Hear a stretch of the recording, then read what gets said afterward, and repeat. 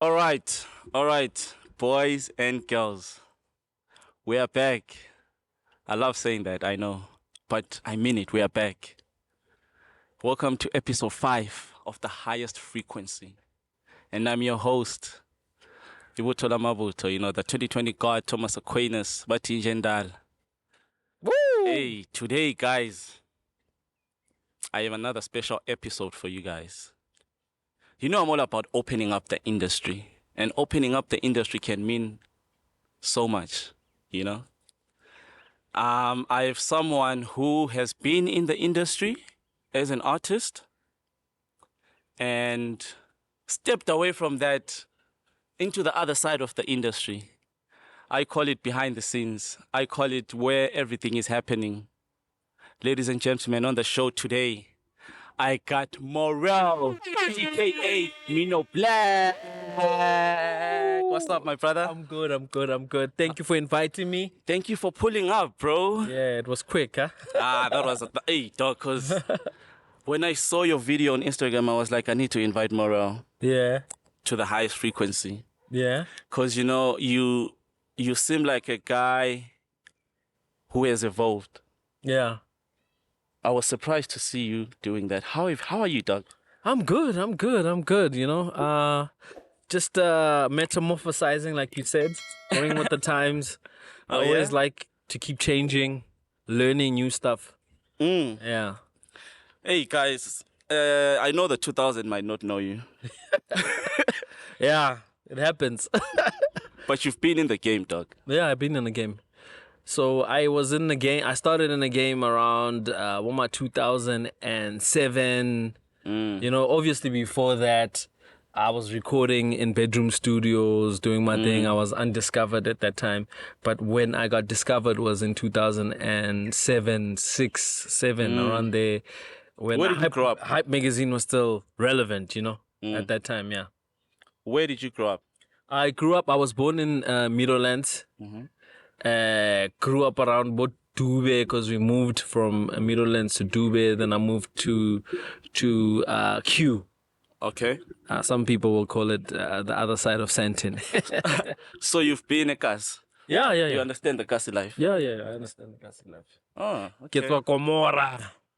And then hip-hop, loving hip-hop. Yeah. How did that come about? I think my father was my biggest influence in terms of music, because I went to like Model C schools all my life. The first school that I went to was St. Edgar's, where I met up with Bongani Fasi there. I think it was like we could say grade R in today's terms. It was just between in the middle. It was in between preschool and grade 1. That grade around there, Then I went to other schools and stuff. So I used to get transported by my dad in the mornings and picked up by my dad in the afternoons after school. So he used to play a lot of music, like soulful music, soul to soul, Clarence Carter, and that's when I started liking music. And even with hip hop, my dad was like so amused by Criss Cross. There was this group called Criss Cross. So I the see two those guys, because they looked as young as me. They were a little bit older than me at that time, but they were young, And my dad, when he saw that, he would call me and say, "Hey, come see these boys, what they doing? Yeah, look at the words, how they spit in the words. If you can talk like that, my son." Remember Criss Cross. Yeah, and he would say, "If you can talk like that, yeah. I'd have someone vicious, because he was also political. We admired people that could stand in front of the mic and motivate the people, like Mandela, Malcolm X. They were very good with talking, like in front of the people, And Steve Biko. So you and say stuff you like that. grew up under someone who was awakened. Yeah, he was awakened. He was an artist himself, but he was working a 9 to 5, but he shared some of his creative skills with me. I mean, he's the one that taught me how to draw when I was in grade 1, and I won every drawing competition from grade Really? 1. Yeah, I was the best. No one could compete with me. Even the guys that are still in the arts today will tell you that you can never compete with this guy. I won everything. I got A+ since I was young. Dope. Because of my dad, he would sit down with me and say, this is how you draw, this is how you measure this thing with a pen. And I would, and I improved and improved and improved up until I left school and I got a bursary. No, I got a bursary in high school. In high school, I was in the National School of Arts. So in Pram. Yeah, I was. Oh, you also went to that school? Yeah, because I was straight A student with art. So in primary school, they were like, "No, my boy, you need to go to that school." Hey, a lot of dope people come from that school. Yeah. Who were your other classmates then? Bo Sipo, Ngwenya, Saifo. Oh yeah. Yeah, Quentin Jones. Okay. Ntwena's wife. Minnie's wife. Tabang Minnie's Moleya. husband. I mean, Minnie's husband. What am I saying? This is weed that you're smoking. That's making me dizzy. Oh, you also Minnie's went to wife. to the same high school with that guy. Yeah. So he was there. Later, Tabang Moleya. There's a few. Craig Palms. Gato. He was a director of Uzalo. Hey, it's like, I always see NSA as a school that creates the most amazing, talented people in the industry. Yeah. From music to acting, you find a lot of people that went. Okay. They actually encourage. I think everybody has a creative side. It just needs to be encouraged and directed. So how do you get into the music industry as an artist, like starting to record and stuff? Yeah, my dad's influence, obviously. Then at school, we just wanted to be the cool kids, It was just post-apartheid. I mean, it was like we lived in a democratic country. We're looking for ourselves, our own identity, because TV wasn't showing young guys like us. They were showing still political stuff on TV. So I just wanted to identify with young guys my age that were thinking international in terms of thinking and their approach. I didn't want to be the Pantsula guy sitting kokasi in a corner living the kasi life. I wanted to think broader. And hip hop brought that to me, and that's when I started getting into hip hop. And we had all these crews. I was in a crew called Zodiac Sons. Then Zodiac Sons broke up. Then I was in a group with Mugs in NSA and some other cats, Bozaza, Limo, Tabang Malaya and stuff. We were called Young Bloods. Then me and Mugs just carried on rapping. The other guys grew up, bruh, and started. That was way before Glitz Gang and stuff. Yeah. Okay. But Glitz Gang wasn't in the mix because I mentioned Zodiac Sons. Zodiac Sons consisted of El Tito. Oh yeah? El Tito was in Zodiac Sons. Oh, dope. So when I wanted to come up with a new crew called Glitz Gang, we invited El Tito because he was still in the raps, Okay. So I invited El Tito and invited my old crew member as well, Mugs. Then Sean Pages was... How many members were in Glitz Gang? 4. It was you? It was myself. It was El Tito, Sean Pages, and Mugs. Oh, dope. But initially, there were 2 members missing that I wanted to invite to the crew. It was AKA&Da Les. Oh, yeah? Yeah, so I spoke to El Tito about it. He agreed. Spoke to Mugs about it. He said, yeah, we must come to his house and talk about it. And Sean Pages was already on board. When we got to Mugs's house, Mugs's cousin, Lebo, was like, he was sitting in on the meeting and he's like, guys, why do you have to involve those guys? And Les and AKA, you guys are perfect. The four of you guys are perfect. What was Lebo's influence on the group? He was the older cousin to mine. Oh, okay. You know, and he was So what you're saying smart guy. is the reason why the other guys never joined. They didn't even know we wanted. So we them. might have seen Les and AK on Glitz Gang. Yeah, we could have done that, Damn. but they didn't even know that we wanted them in Glitz Gang. You know, only to find out in the future, AKA became our biggest rival at that time. You know, he didn't know that we wanted him. Oh, he in our didn't know crew. that. Yeah, Really? yeah, he didn't know that. Then we were, you know, like it's like there was an attraction.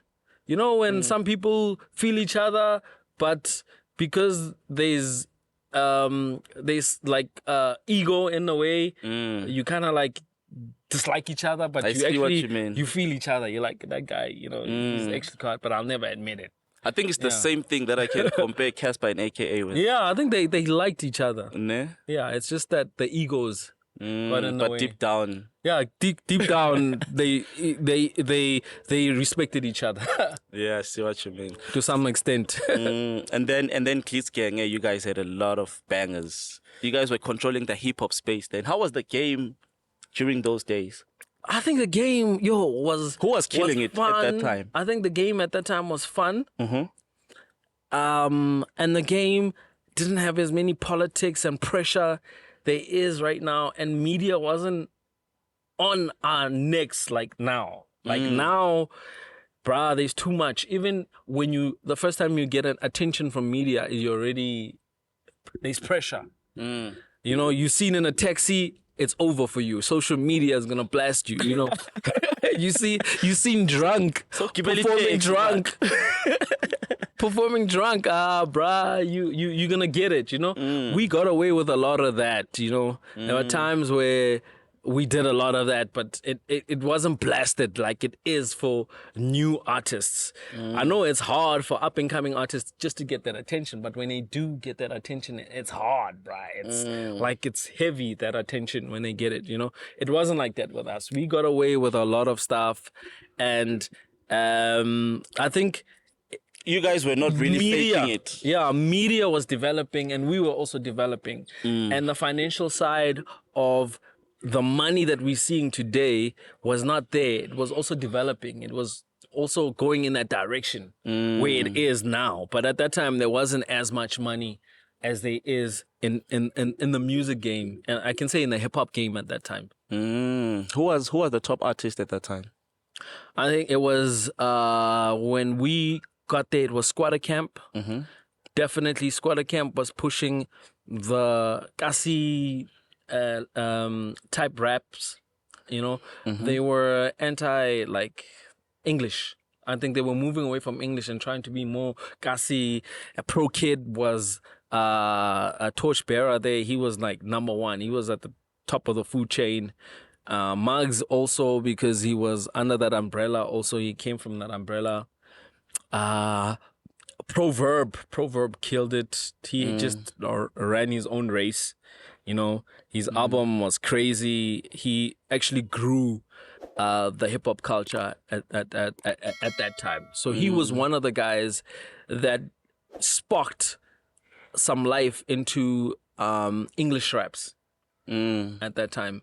Then obviously then nice the Glitz Gang came and made it cool, because the English raps at that time were scientifical and philosophical. Were for the MCs. Yeah, man. You can never out rap Proverb, bruh. Those type of raps. I mean, remember. He was a battle MC and he was smart and stuff. Libo Tumi. And then you guys came in and kind of toned it down. Yeah. We were like, we just want to have fun. We were a little bit conscious because we come from that school of rap. Hence why I did songs like Ayama, songs like I Am, you know. They were conscious, but we wanted to make it more commercial. Commercializing the sound. But balancing the two, like still make it listenable, have a wordplay and punchlines, but make it more fun. Don't make it as rigid and as serious as what we were making. Hey, it. dog, I remember that song. You had one of the most played songs on TV, dog. I got what you need. Call my number. Hey, that song was playing everywhere. Yeah. It was playing everywhere. That was like your first project as Morrell. I've been Morrell before that, but Like, was it your blow-up track? Would you say that was your blow-up track? no, I think I first released Ayama. Ayama was my... Really? Yeah. Ayama was released before Call My Number? Yeah, Call My Number was second. So Ayama, I think Same project, Ayama built the hype. Mm. Because the streets was respecting me and radio was starting to play me. Then when when Call My Number came through, it was a shutdown. Yeah, I think without Ayama, y'all weren't gonna know Call My Number. Because I was still struggling to get airplay on radio before Ayama. But that was So there were other songs like I Am, and other songs that I did before. Promise. I think Promise only played on Metro FM on Tivo Touch's show. You know, that top 10 show that Tivo Touch used to have. That's the only time, and it played the most times. It never got playlisted ever. So I never enjoyed playlist before Ayama and Call My Number. Like on national radio stations. So the local ones, the smaller Nyana ones, Sorry, repeat that again. You've never what? So at that time, before Ayama and Call My Number dropped, I never enjoyed airplay on national. How radio come, Doc? stations. You were like already pushing. I get it. I was big on the hype. Y'all knew me because of the hype.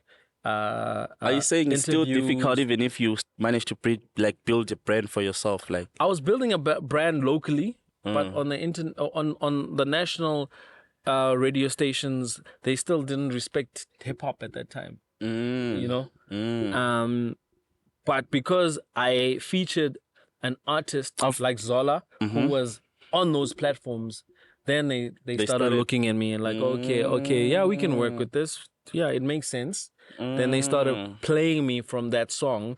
Then obviously the next song was like a hot knife to butter, you know. It was so easy. I once had a chat with one of my industry mates saying that like we have house DJs that are compilers within radio stations. We don't have enough hip hop. True story. You understand? That hasn't changed. The house DJs are still hogging the compiler spots, the DJing. So does spots, that the put running the hip hop of guys on a disadvantage? I think it puts everybody at a disadvantage because the Amapiano guys are here now and they're dealing with a system that's run by house DJs and hip hop DJs, because some hip hop DJs did occupy those spots. You know. So okay, I get you. So you had to feature Zola, Doc, for you to play on radio. Yeah. It's, you know, I had to feature that guy, but it was coming. Either without that song, I mean, that song, I'm thankful that it happened, but I'm saying I was so determined to get on those platforms. So it was either that song or another song was gonna make it happen. That's amazing, man. And then as Morrell, when did you, like, how far did you push? And because I know you've stopped pushing as Morrell. Yeah. Let me tell you what happened. So, you know, I mentioned earlier that, the hip hop industry in my time, the money wasn't as it is right now. The cash wasn't flowing, you know, like it's flowing for Nasty C, little Blackie, you know. Is it really flowing? We don't know, but I think it is, bro. Like if there are a lot of companies involved. Yeah, if you're traveling a lot and your shows at that time it was a dream for a hip hop artist to even charge like 50K for a show. Yeah, for just performing a 30-minute how much was the or performance? Like the average fee for like a big hip hop artist then? Back then, bro, if you were getting like mama 10 G's, 10 G's, you nice. Yeah, 10 G's, 20 G's, you know. And some would say, I'm getting 20 G's, but they lying. They negotiating mama 10 G's, you know. So when did the hip hop market really take off? Like, I think it started taking off when we got into the scene because we commercialized it and we were shooting a whole lot of videos. You know, when Josie came into the scene, they were dropping hit after hit, hit after hit, shooting videos. We were shooting videos. And the Hype magazine was supporting us as well. We had our platform there. Then we were migrating from radio to the internet. And I think that's when not just hip hop, but music in general started having another life. When people were pushing themselves on Instagram, on Facebook, on Twitter, you know, like a lot of like big events that happened in the music industry popped off on Twitter. Like the beefs happened on Twitter. The AKA and Casper beef happened on Twitter. The AKA and El Tiro beef happened on Facebook. So those platforms gave us life. And you must remember that these platforms are not even 20 years old, you know, because YouTube started in 2009 or something, 2010, around that time when I just got into the game. Facebook was around at 2006, 7. Yeah, 2006, 7. So they were babies, bro. They were toddlers, you know, at that time. But once we grasped these platforms, we started expressing ourselves on them and being visible on them, and running our businesses on them. And that's when things started changing. And that's when the advertising world or brands saw money and be like, okay, we need the eyeballs that these guys are getting on Twitter. Then being an influencer was given birth, you know. Because it's all about making money at the end of the day.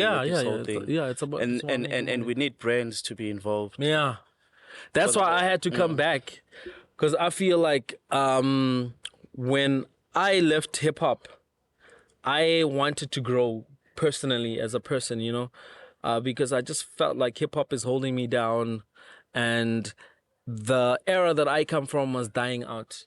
I mean, Pro Kid were no longer being played that much. Are you saying you were being proactive, like you were seeing that what we're doing is not making money anymore?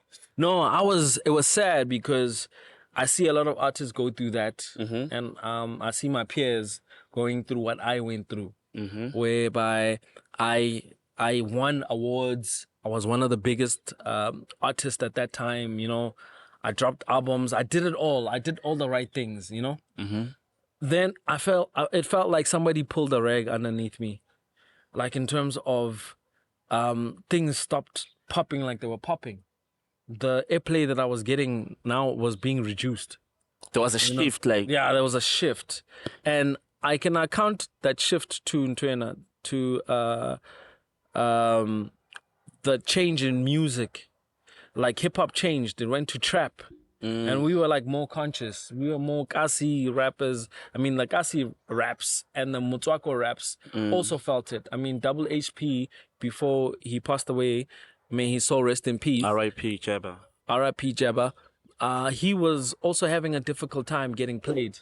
I mean, he was the #1 played guy. When he dropped a single, it played everywhere.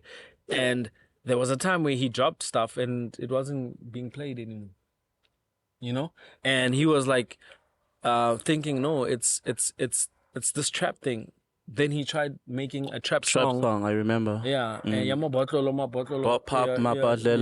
yeah, and it didn't work because the audience was like, "Nah, you part of the old school, old heads. Now you're trying to get onto this vibe. Nah. So I think I was going through that as well, where I wasn't trap enough, bro.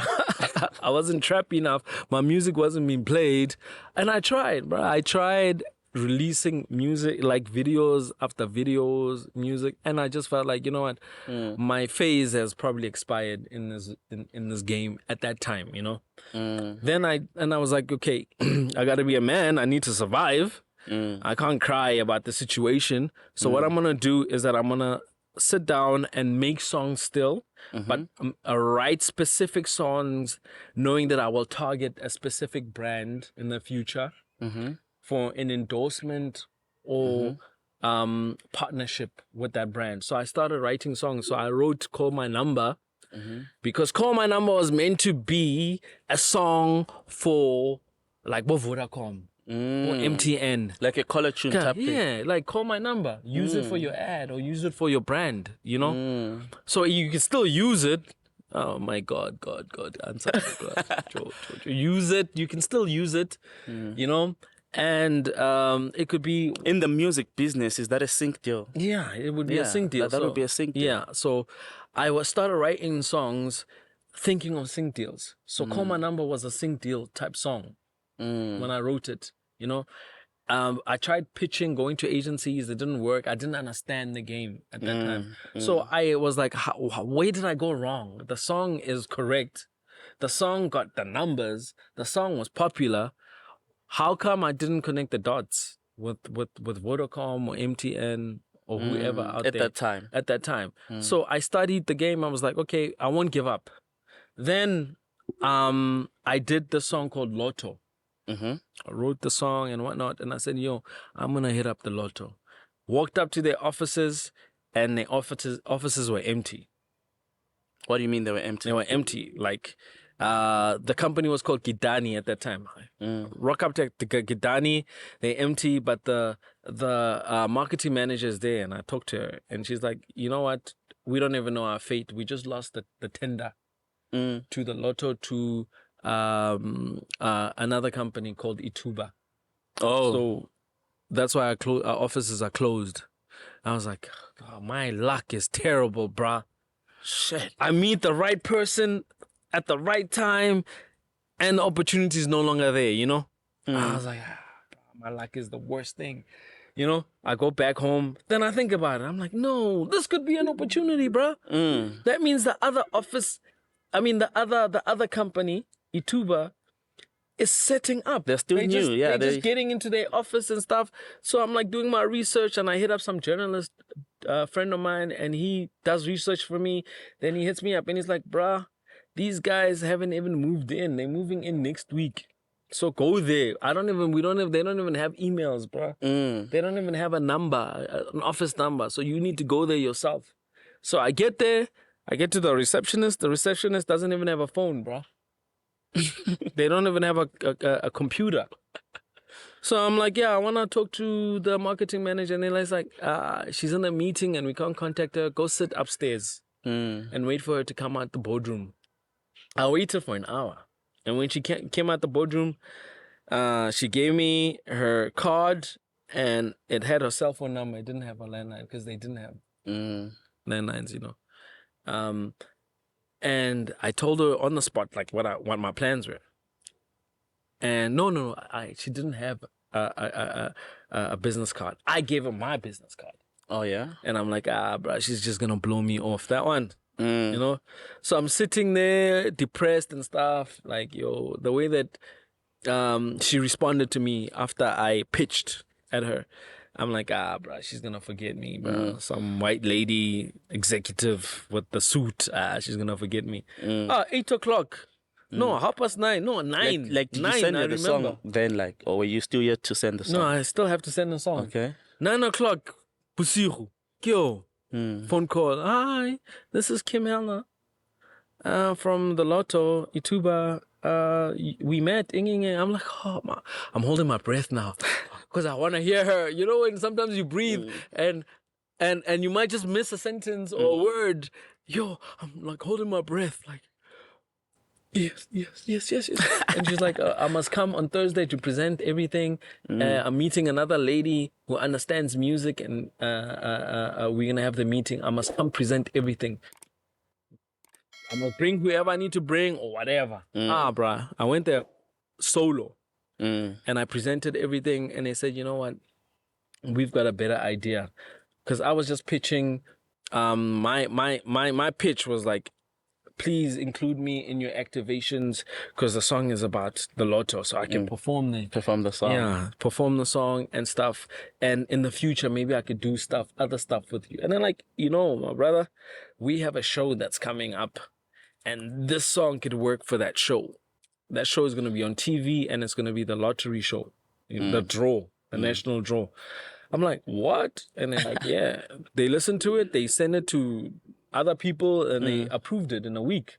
And they're like, yo, we need the separates to the song. We're going to pitch it up. We're going to make it faster. We're going to obviously remove your lyrics and stuff. We're going to keep some parts like, can I give in Lotto? And we got into studio, this huge-ass studio at the production company that was shooting the Lotto. Sat down and we pitched the song. We made it faster and stuff.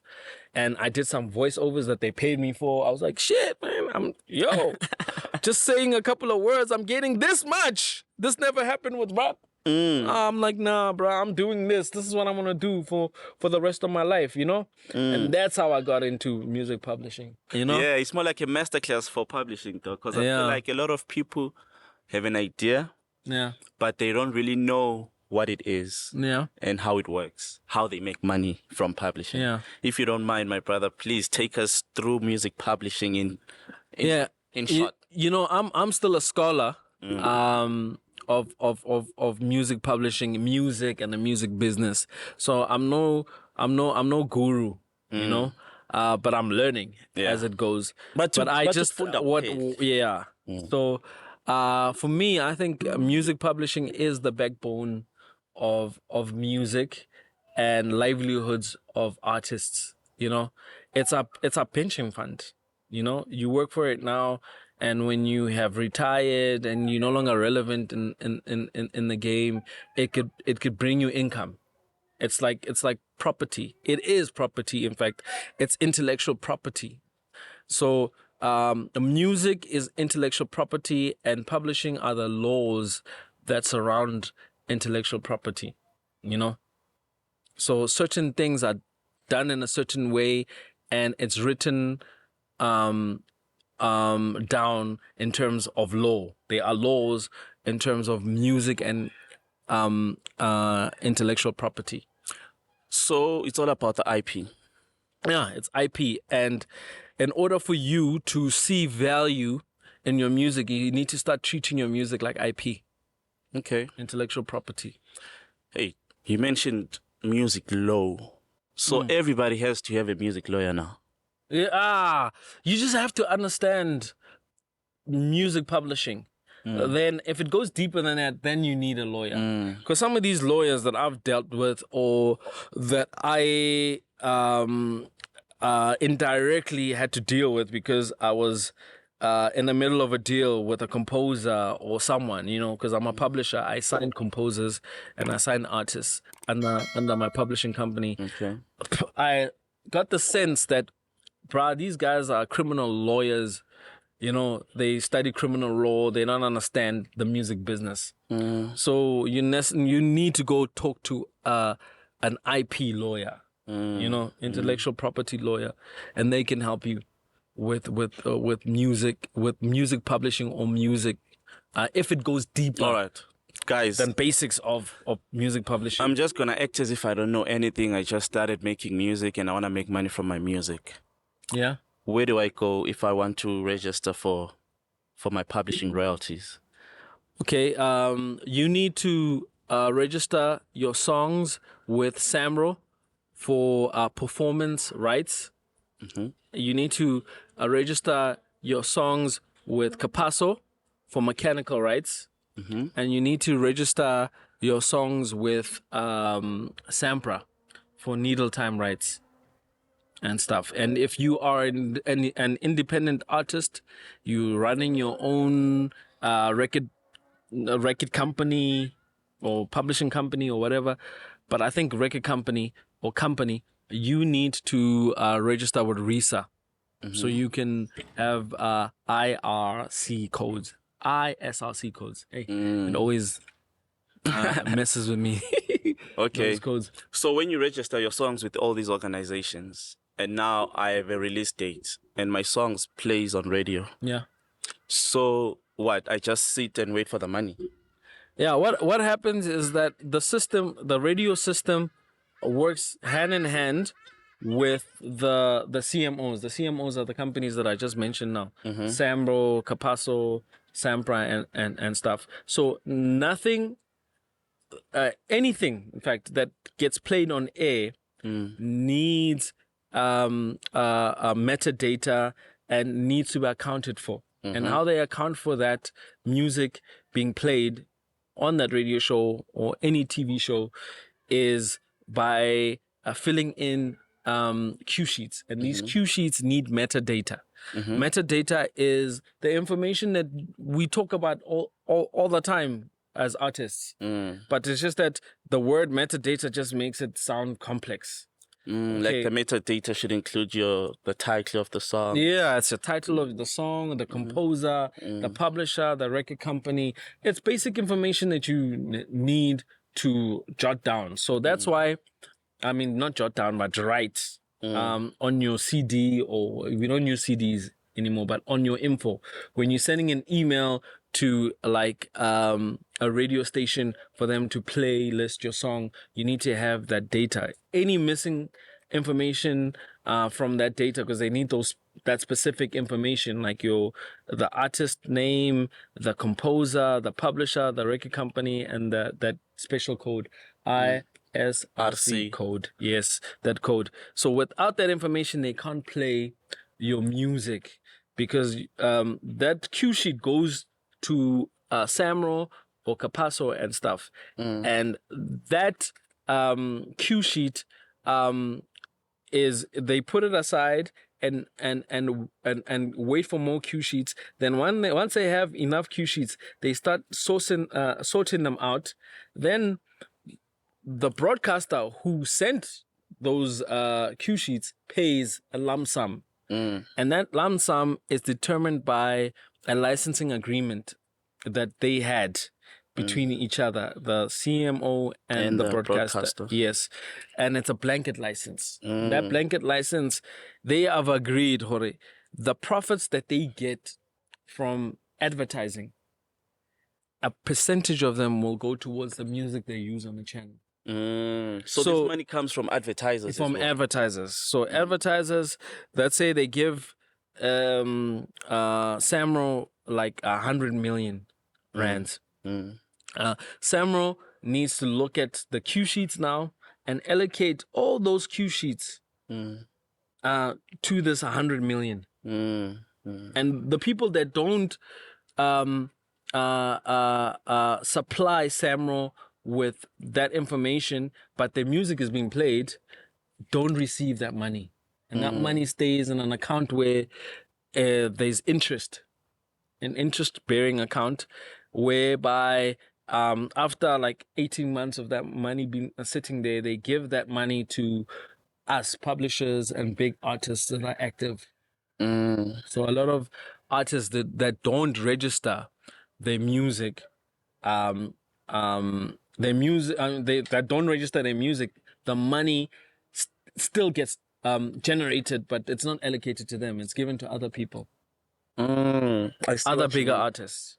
I know a lot of guys that say, I've never gotten a cent from airplay. Yeah, it's because maybe they haven't registered their songs, or they don't have a publisher. So are you saying you always need a publisher for you to get paid? No. You can do it yourself. Okay. You can go register with a CMOs directly. Okay. Yeah. And roughly how much would you say a hit song makes in SA? I wouldn't know, because I come from different times where a hit song, you had a hit song, when you got a hit song and your song played like 10 times a day, you were happy. Now hit songs play more times, So and there's other platforms that would play your song. You know what I'm trying to get to with this? How would we advise young kids or parents that music is also a lucrative career? I mean, I could say, what woke me up about how lucrative or how important music is when things weren't going well in my music career, and it was because I was focusing on the same things that everybody was focusing on, which is make a song, get the gigs, and that's all I was focusing on. I didn't care about publishing. Like it's more like you want to be a celeb. Type Yeah, of thing. I wanted to be a celeb. Also make money from the deal, from the gigs. But when the gigs didn't come, I starved. I starved out of my mind. You know. Then I went to, you know, when you are starving out of your mind, you try other things.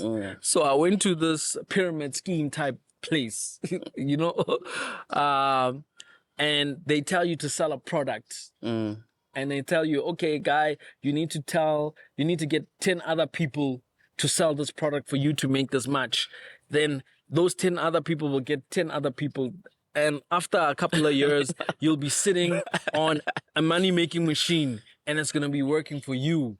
Just like, and that guy gave an example. He said, just like, you know, when Michael Jackson made a song, that song made money for him while he's sleeping. And that song, Michael Jackson's catalog is still making money for him while he's dead. May his soul rest in peace. But yeah, so that's when I got an aha moment. Like, bro, I just come from that war zone, yeah, music. What are you talking about? Then I thought about it. Yeah, then I thought about it. Like, how can I get myself on that level? Because these guys that are trying to start this business, multi-marketing, network marketing, are trying to achieve the same results as an artist would get, a successful artist would get. So there is hope in being an artist and making music. It's just that I'm going about the wrong way in doing it. So I sat down and I was like, no, you know what? I'm gonna do some research and find out, how do I make my music like a machine that makes money for me, you know? And that's when I discovered that music is intellectual property.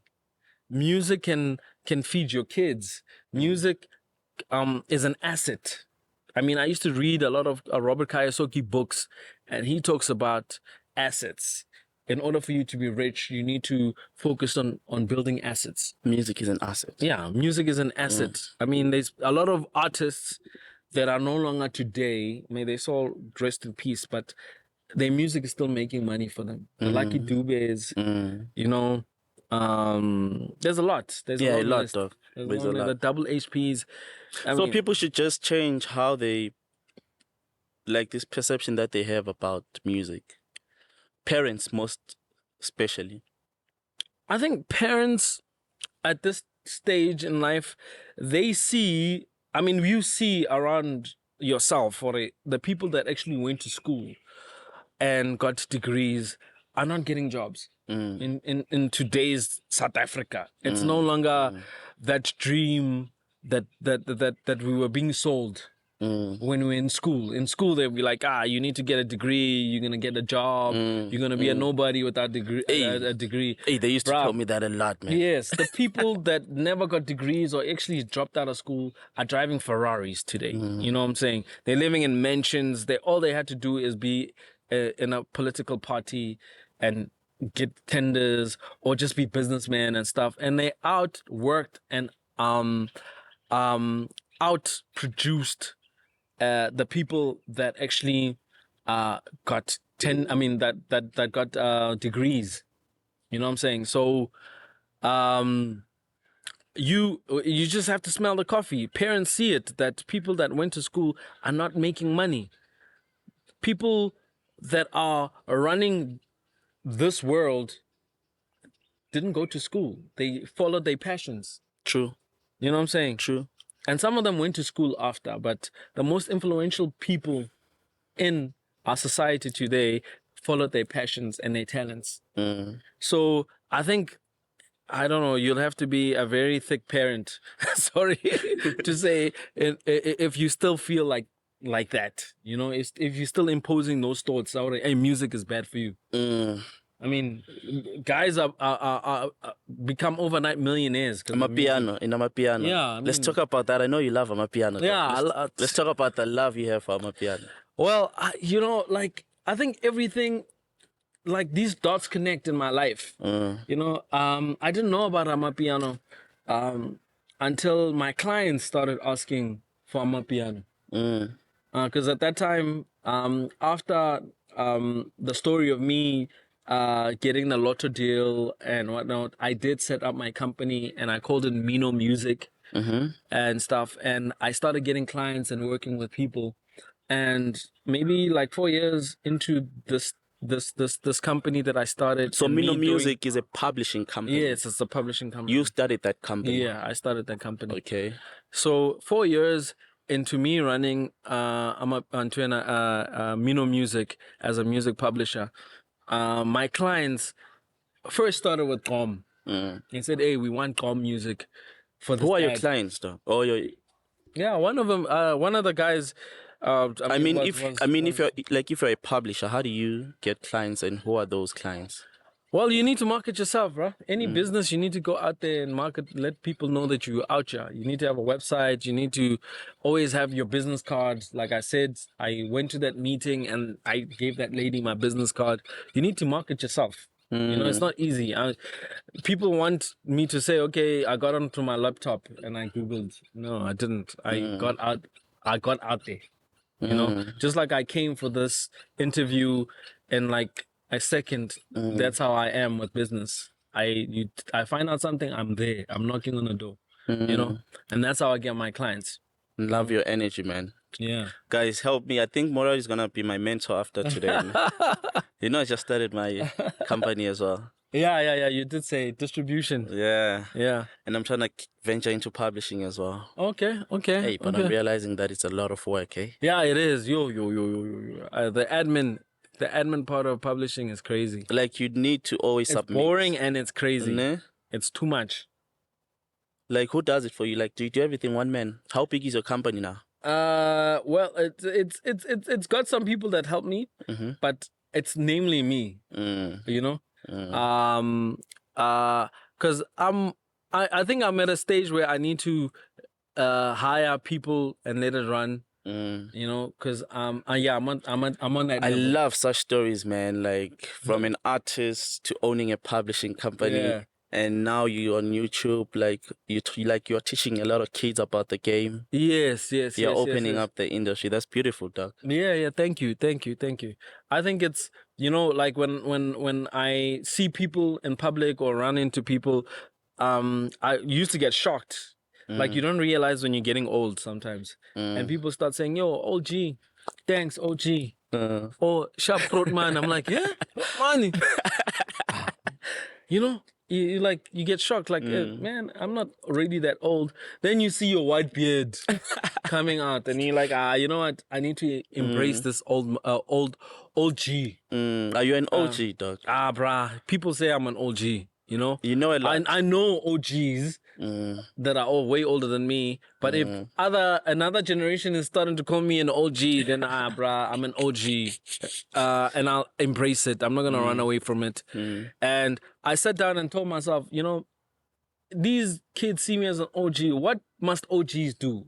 Because I think a lot of our OGs or Bomalume, Lebo, you know, older generation, they no longer as informative as it used to be in the days. They're no longer a beacon of light. They no longer guide the youth. You know, they no longer an example to follow. I get you. They don't share wisdom anymore. And I was like, no, I'm gonna embrace this OG thing and share wisdom. Because it could help someone out there, you know, or even lead them in the right direction so they don't waste time, you know, because you can waste a lot of time in the music business, and the music business happens so fast. In 5 years, you're no longer there, you're no longer relevant. People are no longer recognizing you anymore. And I went through that. This is experience talking. I went through that. And I realized, I wasted so much time. I should have done it like this. I should have did it like this. If I got this information at that time, I was going to kill it. What's the difference? Because in America, I can say most artists that are legends are still making money. But this side, our legends are not making money. Would you say, like, what's the cause? I think the biggest cause is that, in fact, I wanted to do a video about this on one of my vlogs. So the biggest cause of artists dying poor or falling off this side in South Africa is that artists don't want to adapt and they don't want to metamorphosize. You see, in your journey in music, there's the immature part of your career, then there's the mature part of your career. People don't know how to transcend to the mature part of their careers. Look at Jay-Z. There was a Jay-Z that was big pimping. Now there's a Jay-Z who's a father, who's running an empire, who's making billions. He moved from being an immature side, an immature rapper that rapped about girls and stuff, like the good life, the immature life, Then now he's doing big business moves. He doesn't open his mouth if it's got nothing to do with business. And I think a lot of artists don't want to outgrow that immature stage. Because every artist, I don't care who you are, you do, there is a time where you have to outgrow it. Yeah. Whether you want it or not, whether your mentality is there or not, there's a time where radio will stop, TV shows will stop, everything, even your fans will stop following you because it's time to get old. Because my fans have kids right now from back then. My fans are like yourself. They're running their own distribution companies. They're doing their own podcast and stuff. They don't have time to listen to Morrell in a Range Rover talking about popping champagne and doing that. For the other young guys that are going through that right now, it's relevant, but they're not gonna believe it if an OG is still saying that with white hairs, on his goatee, saying, "Hey, yo, I'm popping champagne, chasing girls." They're like, man, get out of here, bruh. You want to see a Nasty C saying that, not you, Morrell, So you need to outgrow that stage. And that stage of being mature means you need to create something that the youth can be empowered by. So you need to create a distribution company. You need to create a publishing company. You need to create a talent agency. You need to create a sound company that sets up stages and provides sound and stuff. You need to create an event like Osmic does. You need to build a museum. You need to do something that is business orientated that could serve the next generation. That's so profound, dog. Yeah, so, that's so profound. A lot of artists don't do that. They want to be stars forever. They want to be on stage forever, and they don't outgrow that stage where they need to mature. I mean, a lot of composers, a lot of producers out there. What saddens me is that you will record at a producer studio, in 2010, and you will visit the same producer studio today, 2023, and it's still the same, my bro. It's still the same. Maybe the couch got improved. But still the same.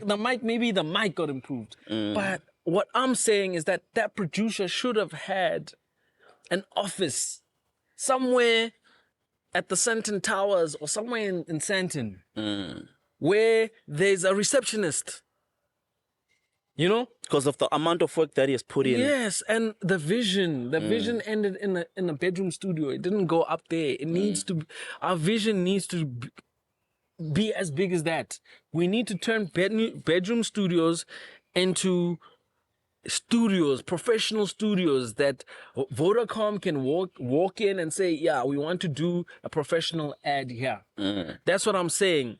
A lot of us creators, we get stuck in being the star and we're chasing the same pool of money. And that's what's killing us. Because we're not businessmen. We're not owning shit.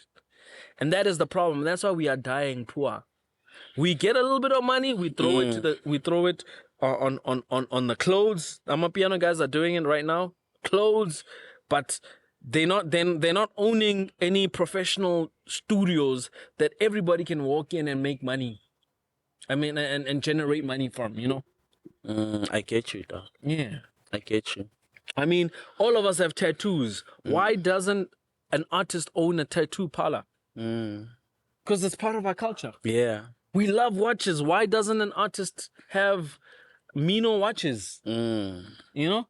I mean, I can commend Ntwena Lady Do. Lady Do just opened her own salon. Yeah, that's amazing. You know what I'm saying? Shout that's out what Lady you must Do. dog. Shout outs to Lady Do. And that's what you must do. And artists don't do that, bruh. They still caught in a vibe of being cool. No, you must generate money, guys. And that's why we suffering. So true. So true. Hey, guys, I wanna today. It was highest frequency conversations for real. I hope you guys learned a lot. Yo, that's so profound, dog. Yeah. That's so profound, dog. Hey. We need to make money, bro. So right now with Mino Music, how can we artists sign up and? Well, it's like I normally headhunt people that I want to work with. Okay. Because it's a boutique it's that publishing type of company. Publishing company. Yeah, I want to give people attention, and I was in talks with AKA. In fact, may his soul rest in peace. To actually do his publishing because he wanted that sort of attention, that boutique where I'm there doing things for him and you know, so that's the type of services I do. On that part, it's already out there. I think we can talk about it. Yeah. The Kaifa Semenya thingy. What's happening with that one? Well, I don't know because I'm not his publisher. I'm not involved and whatnot. I thought for an artist like AKA, such things would be organized prior to the release. I even did a video about this. Y'all must watch it, bro. We come from an era, especially myself being an ex-rapper, where everything was being sampled. And I can tell you right now, artists from my era weren't clearing samples, bro. We were just doing things. But when we got to another level, I started clearing samples because I was getting big. Even when I did songs and I realized, damn, this song is about to be big, I went and cleared. How do you clear a sample, dog? You get a hold of the person who owns the rights, and it could be split into three because there's the person that owns the master. It's usually the record company. The majors. Yeah, the majors. Then comes the people involved in the actual track that wrote the lyrics and the people that composed the song, the actual song. And you'll find that sometimes back in the days, those guys used to sign everything to the major. 360 and they get nothing. They sell their publishing. Were they aware of that though? Yeah, they weren't aware, bro. So you find that you have one stop to go to. Where the record company maybe is no longer existing, or they sold it to another company, and that company doesn't really care about that catalog. You just speak to the publisher there. The publisher clears it for you. Sometimes it can be that easy. And sometimes you could have a difficult rights owner. And they say they want proof of clearance can be what, an email? Yeah, in an email. And an email and email. But you must get a document that gives you that proof so you can print it or save it somewhere. Yeah. It's easy as that, guys. Yeah, it's easy as that. Or even if you get an email and the person who owns the rights, you have to make sure it is the person that owns the rights, gives you those rights in the form of an email. You could just print that out turn it into a Word doc, not a PDF. What am I saying? Okay. Yeah, Okay. and keep it safe somewhere, you know. Mm. But the best way is just to get a document signed. Yeah. Okay. Yo, I feel like we can talk and talk on and like forever about the music business. Yeah. It's a great business to study. I'm still a scholar of it, and I'm sure you're also gonna be a scholar of it. It doesn't end. You learn new things, especially with the technology that's happening. You know, Spotify. They weren't here. These things are like 2 years old, 3 years old. You know, they weren't there like 10 years ago. Hey, it's tough to get into a playlist, dog. These days, Yeah. majors control those things. You see, I don't even know about that. I'm not playing in that spot right now. It's part of the whole thing. Yeah. Artists are like, you need a good distributor these days. But anyway, I'm gonna start marketing my company. But today it's all about the highest frequency. And you're gonna give me some advice, because I'm dropping some new music as Mino Black.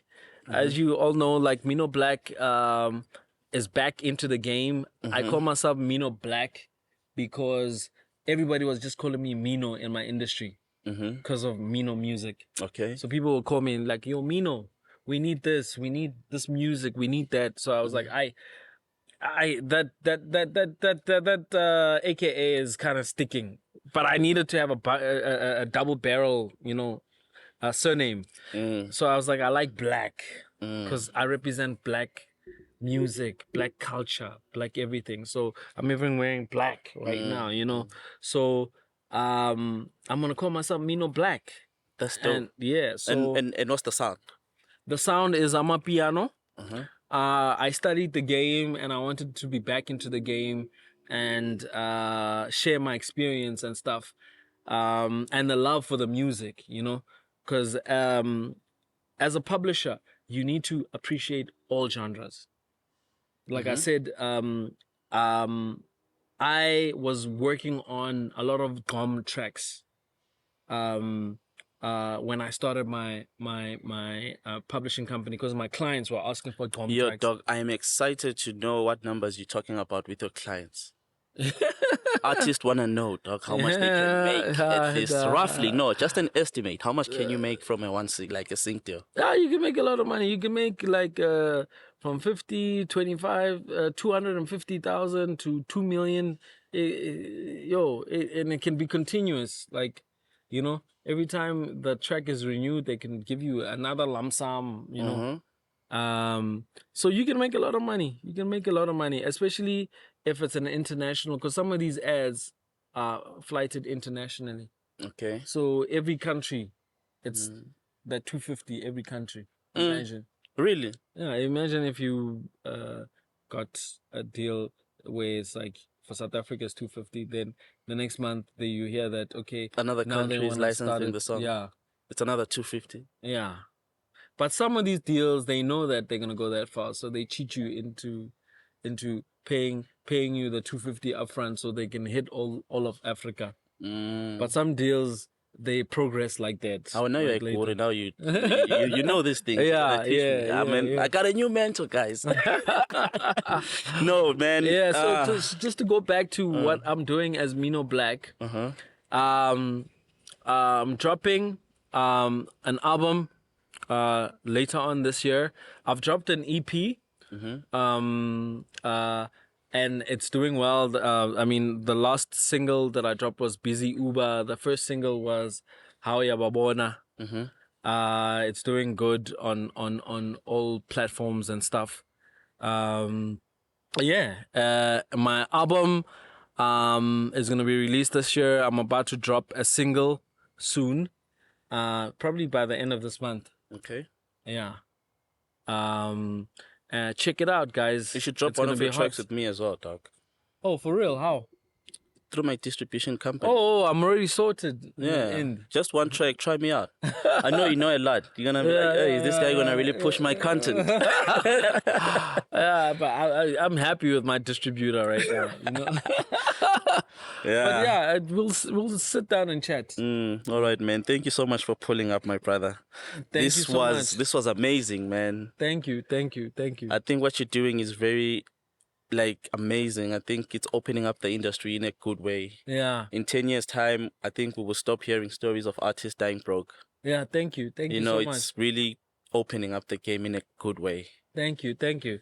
So if y'all want to hear my content, what I talk about, because I do share a lot about the publishing world and the music business on my social medias, you can hit me up at minoblack_SA. So it's MINO black_SA.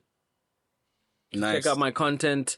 Check out the songs that I'm releasing and I'm a piano producer, DJ, and obviously the informative content that I drop every second day. I drop something about the publishing world. That's amazing. And the music business. That's dope. I saw it and I was like, I need this guy on the highest frequency. Thank you. And we're out here. It's the power of the mind, guys. You can get whatever you want. Yeah, you can Does get that whatever work for you want. as well? Yeah. You have to perceive it, envision it, in order for you to achieve it, you know? Yeah. Shout out, my G. Thank you so much, my brother. Thank you so much. It's the highest frequency, man. We're out of here. Peace.